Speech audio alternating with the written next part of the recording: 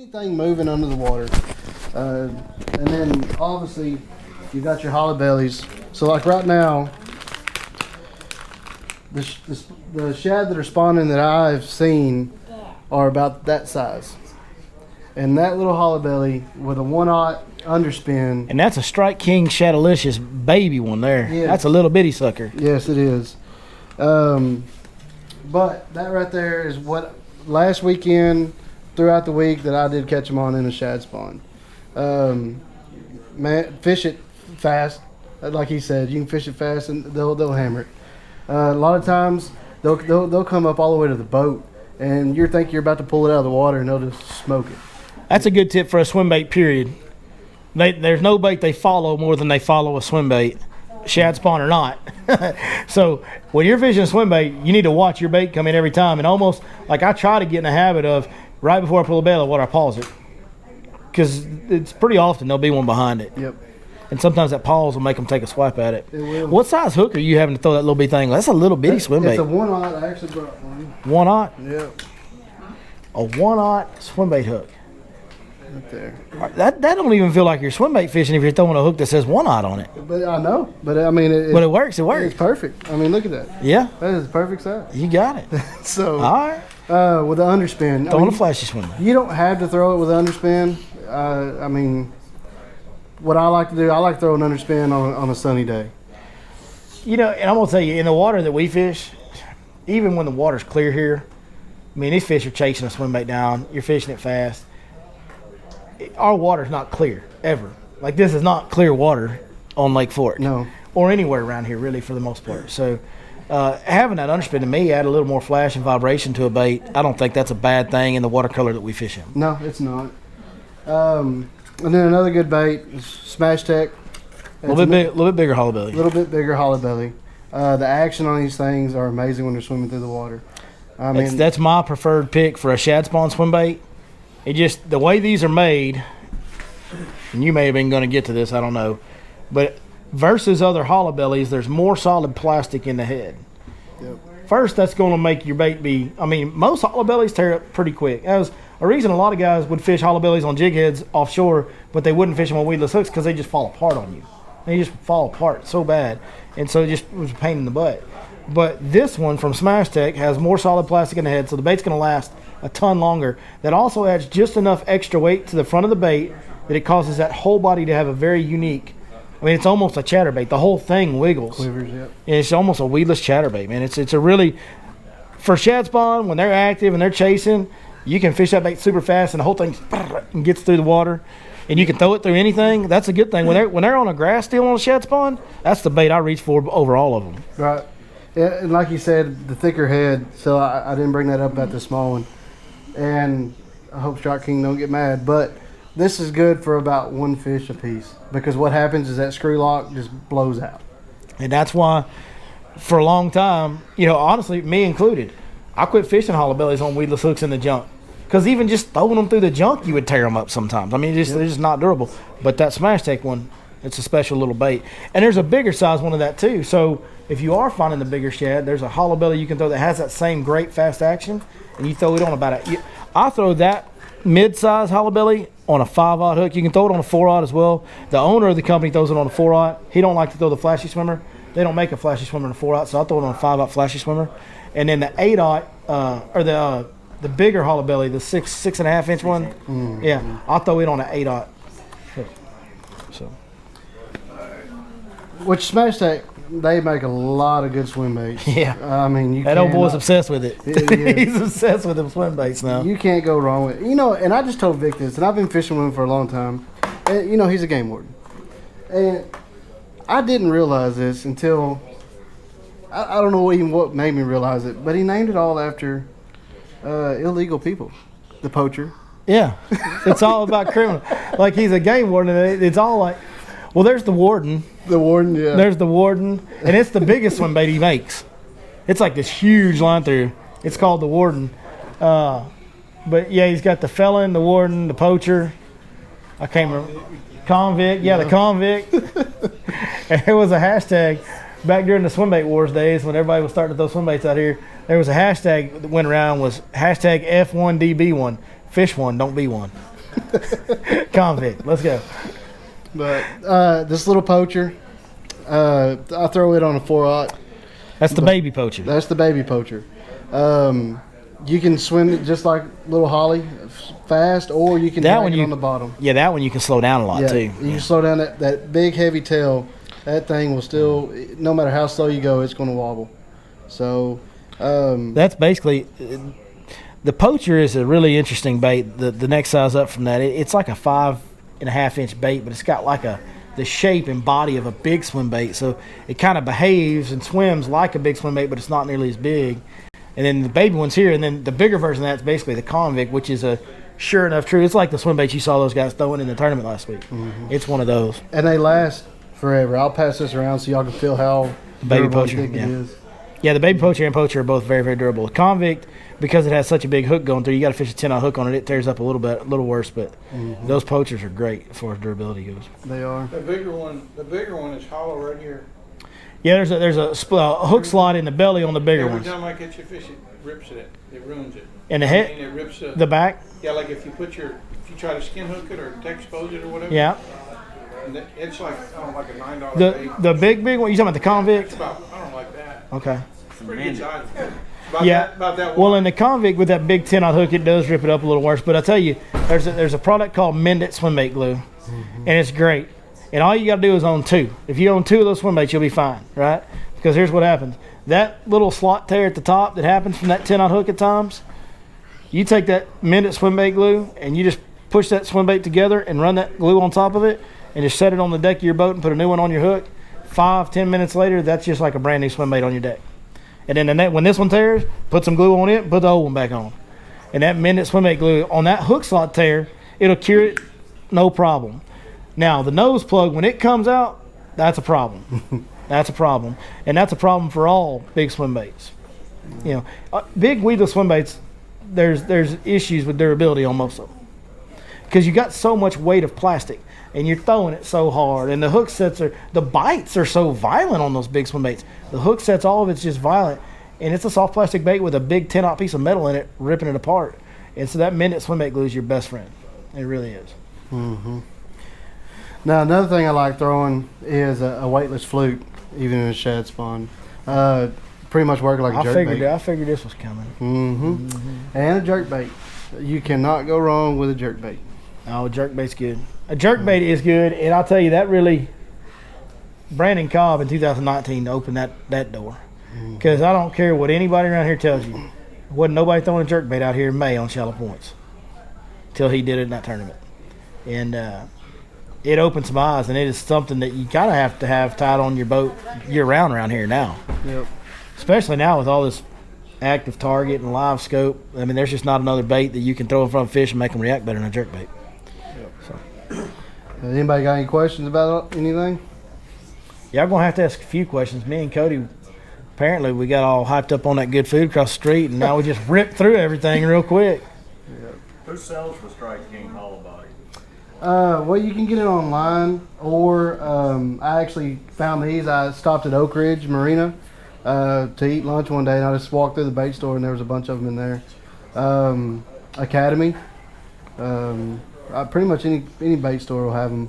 So I know we're sitting in a bait store. I'm not sure if they have them here. I don't think they do, but yeah. And right now they're kind of hard to find because everybody's using them. So you may want to order them online if Oak Ridge or somebody don't have them, bud. So yeah, I've never seen this Strike King one in that small of a size. That's pretty good. Yeah. That's a little bitty hollow. That's the smallest hollow belly I've ever seen. Yeah, I'm telling you though, it's. Oh no, if you're on that size bait fish, that's the deal. Yeah. And a lot of times these ones that are spawning around the flooded vegetation are the smaller shad, and so that's exactly what you need. What are you throwing? Braid or mono or? I'm throwing fluorocarbon. I throw 17-pound fluorocarbon. With a little one? Yep. Yeah. On a swim bait, I'm the same way. Now on your topwater baits, you got to go mono or braid. Yeah. Mm-hmm. And if I get on those bigger walking baits, or even sometimes that bigger popping bait, if I'm throwing the bigger size baits, I like to throw braid. I can cast it further. I can take more control of that fish if I'm around timber. But on the quarter-ounce yellow magic and really even the small walking baits, and mono is really better. It really is. That having that extra stretch and shock absorption, especially like if you look on those poppers, man, those hooks on those poppers are really thin gauge hooks, especially that Yellow Magic. The stock hooks that come on a Yellow Magic, a lot of people knock them and want to change them out. I actually love them. They're the thinnest wire hooks you'll find on a bait like that. So they hook the fish easier than anything. They just don't last. But you got to throw them on like a 6.5, 6.9 medium action rod, and you got to throw them on like 10 or 12 pound mono, or you're gonna monkey your hooks up. You got to really tame your gear down for that type of bait and that type of hook. So I throw mono on a lot of the smaller treble hook baits, and then the bigger treble hook baits I'll throw braid. 30 pound braid's usually the braid I'm throwing. The braid's a big deal on that walking bait because of how far you can cast it. That's a huge advantage in shad spawn. Y'all know, because I mean they can pop up anywhere. Like they go to chasing these shad, they might be right in front of you one minute, and they might be 100 feet that way in the next minute. And if you can't cast it out there, you're going to miss an opportunity. Mm-hmm. And I like we all said, we all watched the tournament 2 weeks ago. Anybody notice how far he was casting that thing? Yeah. You know, and you may make fun of me on this, but it works. Okay? If they're Can't wait to hear this one. That's it. It's drop shot. No, I'm just kidding. No. So, surely we're not drop shotting on the shad spawn, dog. Like, surely we're not. Oh, heck yeah. You put the little hollow body in? No, I'm just kidding. No, so if they're pop-up schooling a long ways away, sometimes I like to have a heavy bait so I can make that cast. Oh, yeah. And for me, the perfect bait for that is a 1 ounce Little George. I'm telling you, ain't nothing wrong with that. You can fling that thing and you can buzz it through there, and they will hammer it. It is a lot of people. You know, my granddaddy always used to talk about Little Georges. Mm-hmm. And up until about a year or two ago, I finally seen one at Minute Bucket. And I was like, shoot, I'm going to get that and try it. And I'm telling you, it works. So if you got an extra rod laying around, you can tie that on and always be ready, because you can cast that thing a mile. I'm gonna give you my version of that, because you always like to fish smaller stuff than me. I do. Little finesse fisherman. It's a top secret guide tip that I ain't never told anybody that I got from Kelly Jordan. A flutter spoon for schooling fish. Mm-hmm.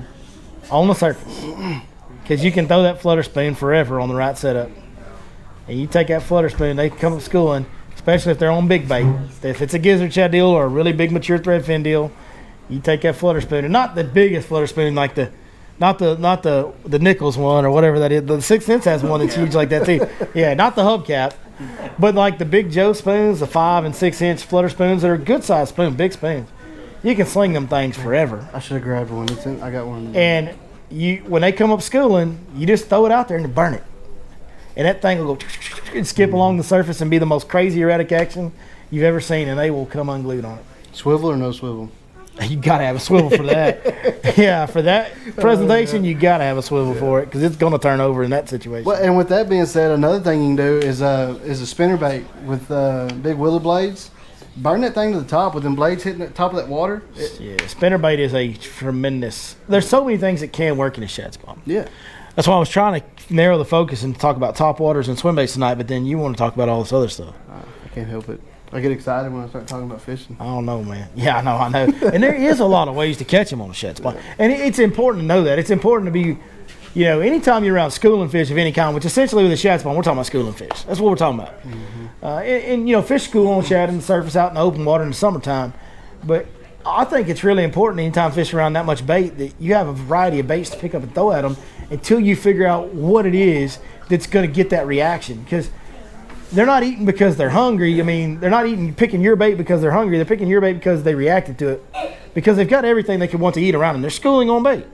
They're gorging themselves. So they don't need to eat your bait. You're having to make them react even when they're surrounded by real things. So it's important to have a lot of different baits ready to present to these schooling fish to try and trick them. And then usually once you figure out what'll trick one or two of them, it usually will trick a lot more of them. Mm-hmm. You know what I mean? Like you can usually then kind of roll with that bait. What do you think? You agree? Yeah, I do, 100%. Yeah, I know I give you a hard time. You're allowed to disagree with me, though. No, I'm not. Okay. You're not allowed to disagree with me? No, it's not. No, I'm just kidding. No, No, next thing I you know, do you're agree. telling, I'll put him up to that before I said, boy, if you say anything, make me look bad. You don't remember that contract I signed? The contract. Oh, God. One question I am going to ask you though, for folks at home that may be wondering, what knots do you tie on your top waters? Good question. I like to tie a knot that points straight out, because on a walking bait, contrary to popular belief, having a looped style knot on a walking bait does not make it walk better. It actually makes it harder to walk. You want to pull that bait towards you for a second and then let off and feed it slack. And then pull it towards you for a second, let off and feed it slack. And when you feed it the slack is when it turns. And if you've got that knot and it's just doing this, a lot of times it'll go, have you ever seen a topwater bait go? And it'll go twice the same direction. You got to get it going forward and then let off it to make it walk. Like that's how the mechanics, the physics of that works. So I prefer to tie a knot that points straight out of the bait. That way when my bait's pointing this way, when I pull it, it comes towards me, straight towards me. And then when I let off it, it goes this way. Now, one thing I do to make sure that I'm letting off it, it's timing. Like there's a rhythm, there's a feel, there's a touch to walk in these baits. But I like to take the butt of the rod and slap it on my forearm. And the main thing is that I tell people is you just got to, I deal with this, frog fishing is the worst. People take a popping frog and they want to slush it. And I'm trying to get them to walk it. And it doesn't seem to matter how much you tell them, no, just pop the end of your slack. They always, they hit the end of their slack here and their rod keeps going here and then that bait comes towards them.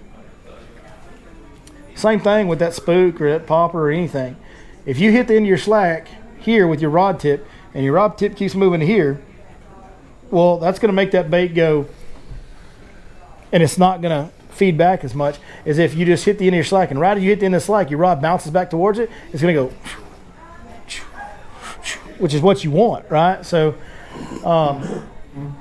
it's a touchy deal, but I just try to time the butt of my rod hitting my forearm at the exact same time that I hit the end of my slack with my rod tip. And I need you guys to all understand this. And I deal with this in sight fishing a lot. I tell people shake the bait, and they'll shake the bait, but their rod tip's moving this much. And when I'm shaking a bait in a bed, my rod tip's moving this much. And they're shaking, it's moving this much. That's out of the bed in one hop, maybe two. Same thing with the hitting the end of your slack deal. When I'm saying, if you hit the end of your slack here and your rod tip goes to here, you know how much movement that is in your hand? It's that much extra movement in your hand just moves your rod tip 6-8 inches. I mean, it's a very fine line we're talking about here. So you really have to get good about timing the end of your slack and your forearm, boom, boom, boom. And then once you get the timing of it down, you'll learn to pick it up with your hand, the slack with your hand as you go, and you just, you may think, and it's great. And then you can start working it real fast, but you got to get the feel and the timing of hitting the end of that slack at the same time you hit your forearm with the butt. And that's the easiest way to make it stop and bounce back towards the bait and feed it that slack, is to have that butt of that rod hit your forearm, because as soon as that butt of that rod hits your forearm, your rod tip bounces back the other way. And it's a very sharp bounce back. It feeds that slack as quick and sharp as anything can. So the knot I tie is actually called a Homer circle knot. Nobody ever knows what it is. I don't even know anybody else that ties it. It's a crazy knot. But it's extremely strong with fluorocarbon. It's really not that crazy. It's a simple knot, really. It's like a fisherman's knot, but it has an overhand knot around the main line and the tag end. So all you do is you run your line through the eye of your bait. You tie an overhand knot around your main line and you hold that overhand knot open. You wrap up 3, down 3, go back through that overhand knot. So now your tag end and your main line are both going through there, and then you just cinch it all down. And you have a fisherman's knot, but it's got an overhand knot at the base that just cinches everything tight. That fluorocarbon cannot cut itself or pinch itself in any way in that knot. And it's the strongest knot with fluorocarbon and mono that I've ever found. And it's strong enough, even though it's a clinch knot, it doesn't slip with braid the way that knot is constructed. I fish it on braid. If you tie a fisherman's knot on braid, as soon as you set the hook on the fish, your bait's gone, because that knot's going to slip, your braid's going to come undone. But with this knot, I can tie a knot that comes straight out of that spook's mouth. I don't have to tie a polymer, I don't have to tie a loop knot. I can tie a clinch knot, a clinch style knot, and it won't slip. And so that's why I use it. But you can look it up online. It's called Homer's circle knot. It's a really easy knot to tie. I mean, it's not really that complicated, but it looks complicated to people that have never seen it. They're like, what are you doing? Just tying a knot. Yeah, I'll be honest with you. I hear people tell me that's a crazy knot. I'm like, Have you ever seen one of them double San Diego jam knots get tied? Now that's a crazy knot. And everybody loves tying that one. I think sometimes guys just want to tie more complicated knots because it's like a measuring contest. You know what I mean? Like I can tie a cooler knot than you can. Well, if it doesn't come undone, who cares? How about I tie mine faster than you, and if mine doesn't come undone, I'll win. How about that? Right? That's right. I'm a function over form guy, Maze. I mean, look at me. I'm wearing t-shirts and camo shorts for crying out loud. I ain't about style. What's wrong with that? It's just I ain't about style. Okay. All right. I've been told these shorts are not the deal. You know, one thing, I tie a polymer knot. The one Polymer knot's a thing good knot. a lot of people mess up on a polymer knot is they don't wet it. You can burn that line and make it weak. Well, and there's a way to lay that polymer knot in there where you don't get it where it doesn't cross over, and that helps you. You have to do that on fluorocarbon. Yep. You have to do that on fluorocarbon. On braid, it doesn't really matter. Braid, just tie the polymer knot. It's fine. Yeah, wet it down a little bit, but just tie the knot on braid. But again, that polymer knot is a round knot that shifts around on your eye, and you never know what direction the line's actually pulling that bait from. And on those touchy walking baits, I really want that knot that goes right out of the bait. So. Yeah. Well, y'all sure are quiet. Yeah. It's like y'all worked all day. Did y'all all go eat a bunch of food like we did? We're just boring y'all that bad tonight. Overload. Oh, too much information? Too much at once. Too much information at once? Yeah. That's why we post them online. You can go back and watch them. See what you missed. Because we get up here and get the rattling. And I talk fast anyway. I know I do. What about... Go ahead. Well, these guys are all the way from St. Louis. I mean, they drove quite a ways. St. Louis, Missouri. Yes, sir. Let's go. Boo Cardinals. No. Yeah, I'm an old Astros fan, man. I don't like You Cardinals. cheated a lot, son. I didn't cheat. Listen. Let's talk about the Astros cheating for a minute. All right, we can do that. We can do that. I remember being like 10, 11, 12 years old and being coached on how to rob signs. But through electronic signals? Listen, just because they did it better, don't be mad at them. So you're Like- the Patriots of baseball. People have been part of baseball is stealing the other team's signs. It always has been. Just because they were the first one to adopt the technology and do it better than everybody else. Like, why are we so bad? You know how I know that it wasn't a big deal? Will Clark, who has zero affiliation with the Astros ever, and is one of the most old school, old head, hard nosed baseball players. He was one of my favorites, even though he never played for the Astros, because he's that guy. He's a dirtbag. He got pine tar all over him, and he's tough and plays hard every day. When a reporter asked him about the Astros and should that World Series title be revoked or something like that, he literally laughed in their face. It's a joke. The guys that know the game think it's a joke. Now, younger people, younger generation, they just like to have something to be mad about. Is that not obvious in this country? Drama. The younger generation loves to have something to be mad about. Cancel culture, for crying out loud. I wish the cancel would get the cancer. You know what I'm saying? Like, that's what we need to have. We need to cancel to get the cancer. That's what we need. But yeah, it's crazy. No, that Astros deal was. And I think anybody's ever played baseball, if you know what pitch is coming, that helps. But we were doing that from second base as kids, trying to figure out the rhythm and the cadence of their signs. And we'd be out there on say, if you're on second base and you pick up a sign, you're going. I mean, we didn't hide it. We're just going like this or this, holding up a finger, telling what pitch is coming.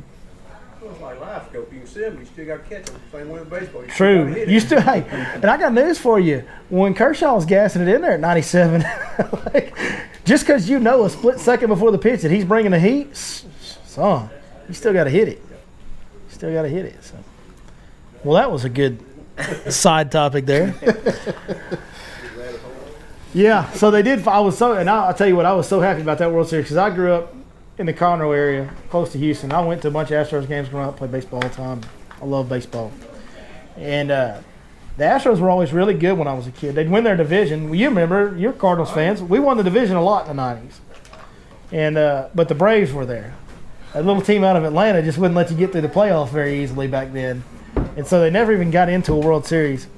And then finally, and I can tell you exactly what year it was, and I'll tell you why here in a minute. But in 2005, the fall of 2005, they beat the Cardinals in the NLCS and went to the World Series against the White Sox. Now, they lost in 4 games to the White Sox, but every game was like a 1-run game. You know, they were all good games. But they went to the World Series. And your boy stepped on Marine Corps Recruit Depot San Diego on September 19th of 2005 and left at the end of December and never saw a single playoff game the Astros played that year. The one year they'd gone to the World Series in my whole life. I didn't see a single game. And they'd give us a newspaper once a week on a Sunday, and I'd see World Series reports, and I'm going, you got to be freaking kidding me. The only time, it was the only year of my life that I wouldn't have been able to watch it, and that's the year they went to the World Series. So when they finally went back, that was a huge deal for me. Huge deal for me. Looks like Ty has made a friend.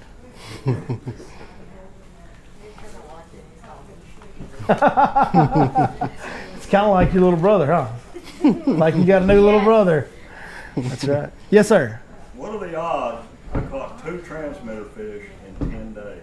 And they were totally different transmitter fish because one of them had the wire cut off. Yeah, somebody cut the wire. That was during Megabass that happened. Yeah, and what are the odds? I told my wife, so I should have bought a lottery ticket out here. Well, I'll tell you this. Where you live and where you fish is where all those transmitter fish are. Yeah. How many have you Both caught? ends of First Creek. You could fit Mouse and one, the other one was in the Me, Yeah. Vic's caught one. You've caught a couple out of there. I've only caught the one that day with you. Oh, okay. That's the only one I've caught. I thought you caught 2. My bad. No, and then at that same Megabass, somebody caught one of those. What's that other deal that they do out here with the tag fishing? It's a tournament. Bass, Oh, yeah. Bass. How'd you say it? bass, cash, bash. Bass, cash, bash. So somebody caught one of those, and like Chad Potts and all them guys at Bass Chance, Fish Burns, like, what's this mean? Did this guy just win a bunch of money? Like on top of the money he's about to win for weighing his fish in? Like we don't know what this is. And I get you have to be registered before you catch it, or it doesn't apply. I think it's like $50 to enter. It's only 50 bucks to enter. But this fish, it had the number on there. This fish was worth like $2,000. Well, you know, some of them. And if he'd have just paid $50 to sign up for it, he'd have won $2,000 on top of whatever he got the check for the. It was an under that he cashed a check on an hour, so he would have got another $2,000 from Bass Cash or whatever. Well, one of them fish, if I'm not mistaken, they actually tagged it, and it's a boat. There's a boat. And they give away a truck at Rayburn. Yeah. Dang, Truck tag. Yeah. I need to sign up for this gig. You know, I never did do it because I felt kind of weird about it being a guide, and you know, most of these tournaments you can't even compete in if you're a guide out here, and I kind of viewed that as kind of a deal that was made for the weekend guys or whatever. Felt like it's not really fair for me to sign up for it, but I know there's other guides that sign up. 2 sides. Huh? It's got 2 sides. Oh, does it? Yeah, it's got guides on that 11, whatever you caught. I was laughing because you didn't get on the board. You would have won that month. That was a $1,500 fish you started Yeah. with. You need to go to the restroom? Okay, we're almost done. Hey, they gotta go too, so. All right, we're almost done. Any more questions? Nope. We gotta let these kids go to the restroom. Everybody's got to go potty. Go with your brother, son. Go. So I'll give a shout out though. Shout out. Here we go. Because Cody obviously brand new, sounds like. He is. But he worked his butt off since we're on camera. He worked his butt off today. Oh, y'all went fishing with him. Yeah. We did. Yeah. And it wasn't a great day, but you know, he put us where fish were at, and we saw a lot of fish. They just didn't like The bed fishing deal, yeah. Yeah, no, that makes sense why it's happening right now. And that's happening to not just Cody, it's happening to a lot of people right now. And the other deal is on a morning with no wind, when you can't lean on that shad spawn the first hour of the day right now, it's like, it's kind of tough. We just need those fish that have already spawned to get a little further along, and when we can start getting those first wolf packs offshore, then if the shad spawn deal doesn't work out, you can go grind offshore, and you can hunt them down with your electronics, and you can make a day out of it in the end. By the end of the day, you look back and you had a pretty good day. Well, my point on saying this is a lot of people that use guides, and they always have a perception of what a guide is going to do for you for the day. Yeah. And they always try to rate you guys on that. Yeah. And I've used guides at Chick, I've used guides in other places, and as long as they're working and they're trying to put us on fish, I love them to death. Just because they can't control what happens in the water. Well, So shout out to you, Cody. thank you, bud. Yeah, Appreciate it. yeah, no, we do definitely 100%. You get, I mean, you've been with enough guys, you know this, but for those that don't, like, there are a lot of unrealistic expectations that customers come with at times for guides. What I always try to refer people to is I'm like, listen, look at any Elite Series tournament. I don't care if it's here. I don't care if it's on Neely Henry this week.